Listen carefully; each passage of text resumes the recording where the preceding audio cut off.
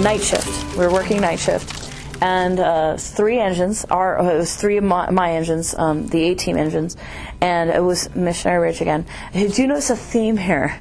Now that was back in 2002, and I've had plenty of fires since then. But this particular year was a little crazy. The fire behavior was pretty amazing. Probably the most amazing fire behavior I've ever seen. It's been repeated since then, but that was the first time I'd actually seen it, so it's burned into my memory.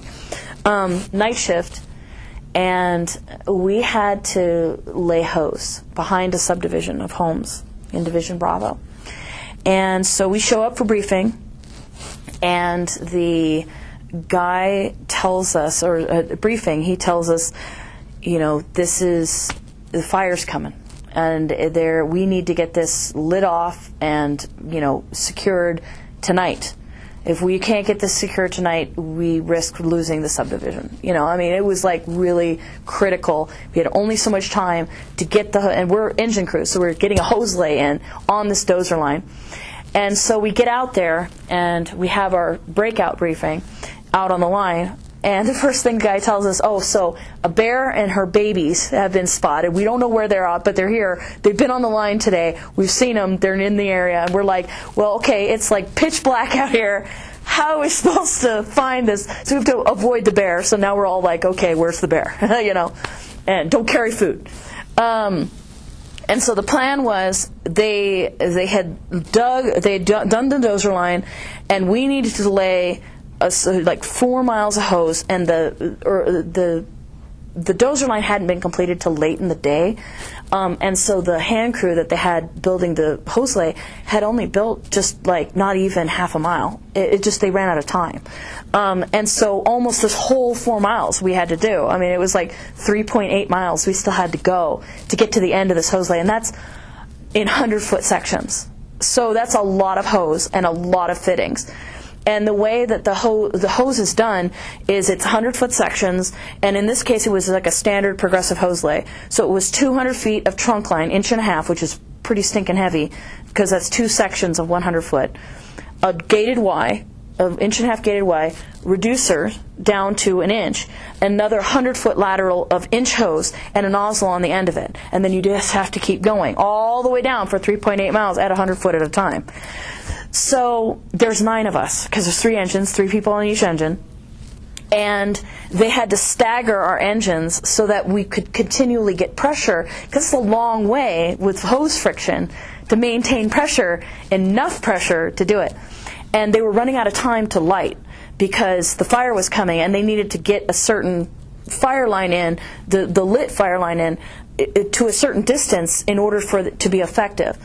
So we're up against the clock. We got to get on that line, and we got to start doing it. So 9 of us, we started out the night all spread out and on this dozer line, and we're just like hooking it as fast as our lives will go. I mean, we're just hoofing it as fast as we can go at night, in the dark, on a dozer line, an unstable dozer line, you know, the eyes, you know, the lights and everything, and it's just like, oh my goodness.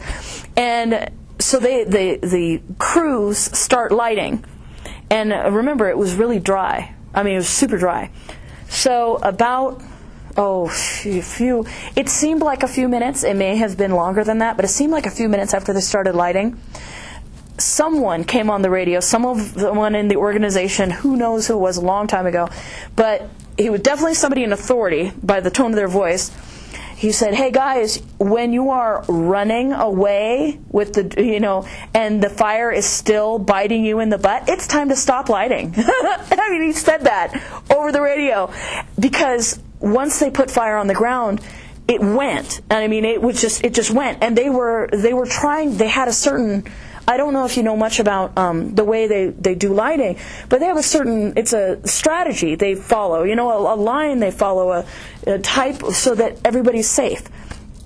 And they were running, trying to keep ahead of it, because the fire just like went as soon as they lit it. So they got their section lit, but then the whole horizon now was on fire, and we're still like, oh my goodness, we need to get this hose light going, need to go. So we're just rushing, trying to get it all done. Got to make sure it's tight, got to make sure it doesn't leak, and then each section we had to charge as we're going so that we don't run out of water, because they had tenders dropping in porta tanks and little portable pumps and stuff. So we had to have somebody back there who's going to, so we kept having to run back to go start the pump, get it all going, okay, get the line charged, and then we get more hose and bring the hose to them. So we had runners, constant all night long. And so we though 3.8 miles of line one night. It was fantastic. But by the time we got to like mile 3, we were all one group. 9 of us, all one group, moseying as fast as we could on our, it's like half asleep, trying to like, okay, come on, stay awake, come on, we gotta get this finished, And but we were all keeping each other, up. We were all singing. Somebody started singing.